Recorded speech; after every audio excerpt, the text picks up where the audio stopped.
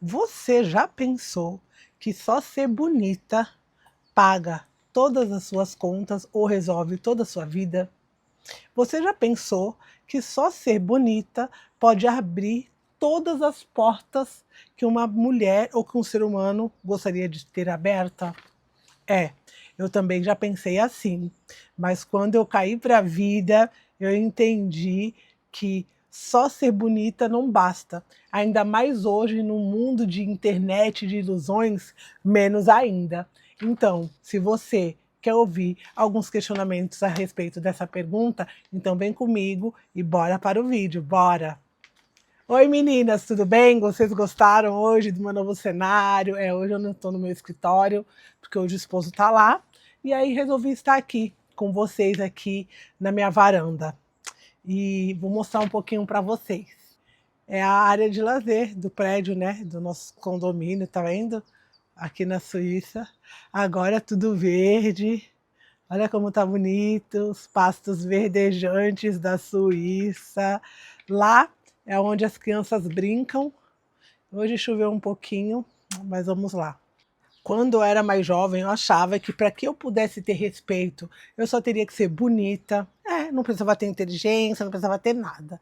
Eu achava que simplesmente eu poderia ser o alecrim dourado, por ter uma pele bonita, por ser uma preta bonita. E também achava que toda mulher, independente de raça, de classe, ela só sendo bonita, ela já bastava para ela. Ela não precisaria fazer nenhum tipo de esforço. Só que daí veio a maturidade, veio a vida. E eu fui vendo que só isso não dava. Ainda mais quando você é uma mulher preta, uma mulher que vem de uma família pobre, humilde, apesar de que eu nunca vivi dentro da periferia, mas sempre tive em volta da periferia. Então vamos se dizer, né, que de uma família ali meio que classe média periférica. Eu sou neta e bisneta de ex-escravas, ou seja, né, só 2 gerações para trás da minha ainda elas se encontravam numa senzala. Então eu entendi que no Brasil só isso não iria rolar e que as coisas não seriam tão fáceis assim e que eu iria ter que dar muito mais de mim e iria ser, como que meu pai sempre falava, né, exigido muito mais, porque eu escutei muito isso desde a minha infância, de que se eu tivesse uma fila de emprego, eu e uma branca, eu teria que ter mínimo 10 vezes mais capacidade do que ela comprovada em uma folha, ou seja, com diplomas, porque senão o emprego era dela, por menor que fosse. E essa é a dura realidade do Brasil, mas é a realidade que temos hoje. Quando eu me deparei assim, sabe, gente, até hoje eu lembro com a realidade da vida, que eu me vi uma mulher preta, periférica, sem contatos, sem pessoas que pudessem abrir uma porta para mim, sem ter pessoas que pudessem acreditar no meu potencial, porque eu só era mais uma no meio da multidão. Foi bem duro. Eu lembro até hoje que essa fase na minha vida foi muito dura, porque daí veio aquela não aceitação, né? Eu não aceitava aquela injustiça. Eu achava muito dentro de mim que aquilo era uma injustiça. E que acaba que é. As pessoas no Brasil, elas são muito classistas, elas são muito racistas, independente de ser um racismo cultural ou não. Vocês podem ver agora esse caso aí da moça lá, da Bárbara, da Dani Bodione, né? A Dani Bodione falando que ela é uma mulher de DNA elevado. A própria Dani Bodione se declarou ali uma racista.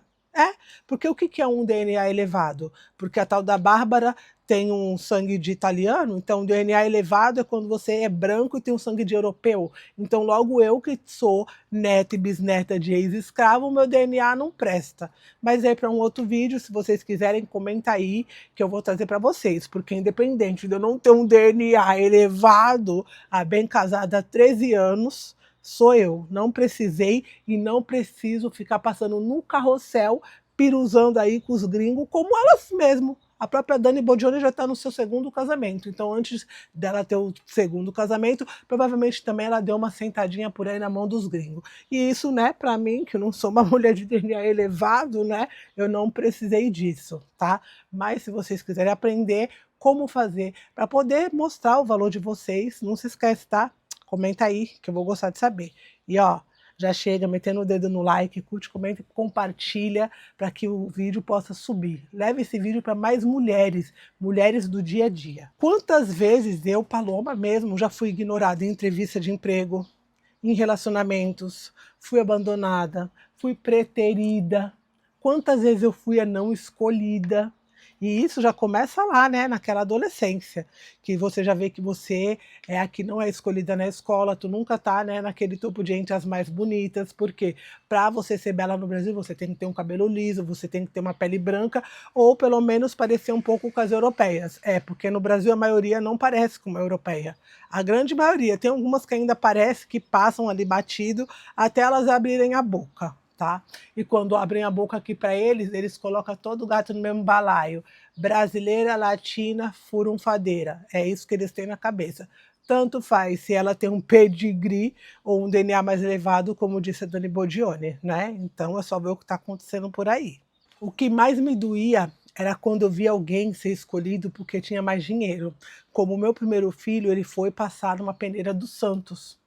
E, pasma, teve menino que passou porque o pai pagou a vaga. E muitos meninos ali que eram bons mesmo de futebol não puderam entrar, sabe por quê? Porque não tinha uma herança, não tinha alguém com nome na cidade ou com dinheiro para ir comprar a vaga, entende? E ali eu começava a sempre me questionar o porquê de que as coisas têm que ser assim, né? Isso é o capitalismo, mas o porquê que tinha que ter esse grau de injustiça, ou talvez por que em algum momento eu não podia achar uma pessoa que simplesmente ia me olhar e ia falar, pô, meu, essa mulher é inteligente, sabe? Eu não tô vendo uma mulher preta, eu não tô vendo uma mulher branca, eu tô vendo uma mulher inteligente, eu tô vendo uma pessoa com potencial. E em vários momentos da minha vida eu me questionei muito com isso. Hoje eu já estou bem resolvida, graças a Deus, mas até então teve um caminho, e tem um caminho sempre para isso. E sabe, um caminho que foi muito prático, que funcionou para mim, foi quando eu parei de me apoiar na beleza, porque eu sempre fui uma preta bonita, eu sempre me achei. Eu sempre tive a minha autoestima muito elevada, nunca achei que uma branca, uma loira pudesse ser melhor do que eu, apesar de que a sociedade brasileira sempre quis mostrar isso, mas isso daí nunca entrou dentro de mim. E se você que está me ouvindo, você é uma mulher preta, você tem uma filha, um filho, injeta nele desde pequena autoestima ali, sabe? Coloca ele, tão fodão, tão melhor, sabe? Por quê? Para que quando ele ou ela cresça, eles não sejam achincalhados ou então não sejam engolidos por essa sociedade que é a do Brasil, né? Não que essas coisas não existam aqui fora, mas eu vivo na Suíça, então aqui o que existe é muito por debaixo dos panos. Eu mesmo, Paloma, não tive nenhum episódio mesmo de racismo. Eu não tive até hoje um episódio na minha vida em 10 anos que eu moro aqui. Então é sobre isso, sabe, gente? É sobre a gente olhar e entender. O Brasil é um país muito vira-lata. A maioria das pessoas que estão aí ainda são vira-latas. E isso começa ali pela classe mais baixa, né? Porque pode ver quem é que a classe mais baixa gosta de levantar.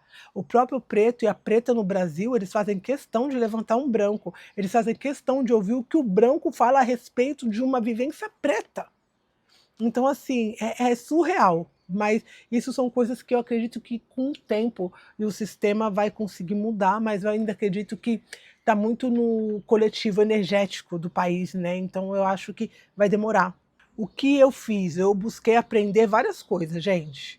Eu já vendi doce, eu fiz curso no Senai de doces, eu fiz curso de computação, eu fiz curso da Casa da Cultura da Mulher Negra para poder fazer cabelo, eu fiz curso de trufas, eu vendi trufa na rua, vendi pão de mel na rua, eu vendi várias coisas, gente. Eu vendia salgado com a minha mãe, eu fiz tantas coisas até eu entender que realmente eu teria que fazer mais. É quando eu falei, não, eu vou parar, vou estudar, e eu fui estudar enfermagem, que seria a profissão, né? Vocês estão servida para um café? Prost. Então, eu entendi que eu teria que ter uma profissão para poder sair daquilo. Uma das profissões que eu acho que assim mais ali, mais acessível para a população, para a mulher preta, é a enfermagem. Não adianta. E eu me apeguei nisso. Então, na época, eu fui fazer auxiliar de enfermagem, eu fui fazer o técnico, fui fazer instrumentação cirúrgica. Aí falei, vou fazer mais alguns cursos, como eu fiz alguns cursos na parte de captação de órgãos, com a equipe de transplante, e mais também de curativos e feridas de alta complexidade. Ali eu falei, tá, agora eu posso começar a andar na sociedade, pelo menos, né, para poder continuar nadando nesse mar que eu não estou conseguindo ver terra firme tão cedo. Outra coisa que quando eu comecei a estudar, né, que eu comecei a ver, eu comecei a trabalhar minha postura, eu passei a ter uma postura mais firme, não só comigo, mas com a vida e com as pessoas. Eu comecei a entender que pessoas que estavam do meu lado já não estavam mais, que já não condiziam mais com o momento de vida qual eu estava buscando. Então eu passei a perceber que eu era uma pessoa chata, porque tu começa a ficar chata, tu começa a entender que tu precisa fazer mais do que aquilo. E aí eu falei: "Não, Paloma, agora já deu, vamos começar a se afastar". E assim, foi naturalmente, sabe, sem briga, sem nada. Simplesmente comecei a pensar: "Vou me afastar". E com esse meu me afastar, eu comecei a ficar sozinha.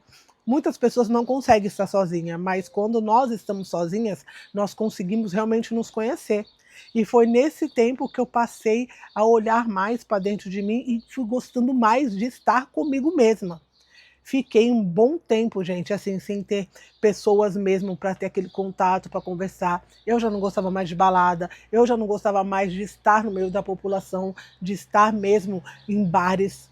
Na época eu creio que eu pensei, né, que por algum momento eu podia estar deprimindo, mas eu acredito que não. Era uma fase mesmo aonde eu tinha que me retirar, né, que eu tinha que ir para dentro da caverna.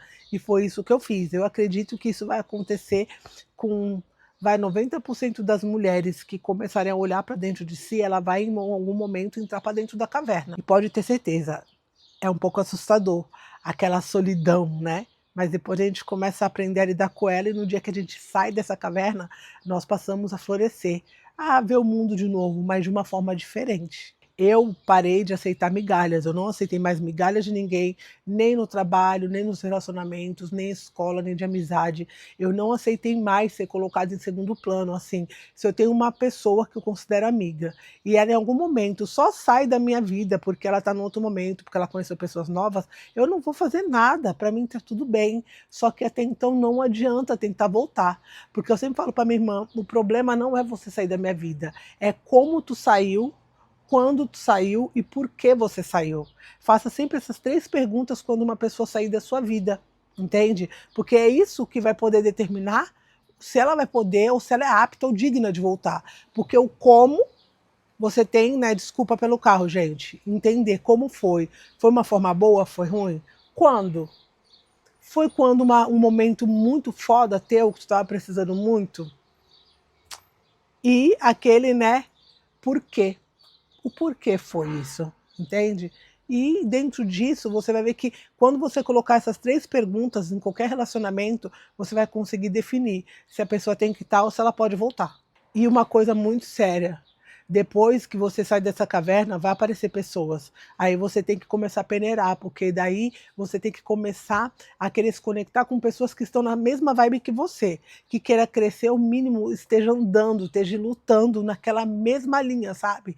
De poder sair dali, de parar de ficar se debatendo, sabe? Ali na areia da praia, como peixes desesperados, ponto de se afogar.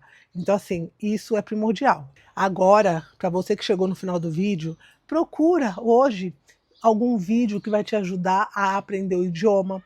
Tem uma plataforma que eu vou procurar ver se eu acho ela, e ela tem vários idiomas lá gratuitos, sabe? São nível A1, A2. É o nível A1, A2?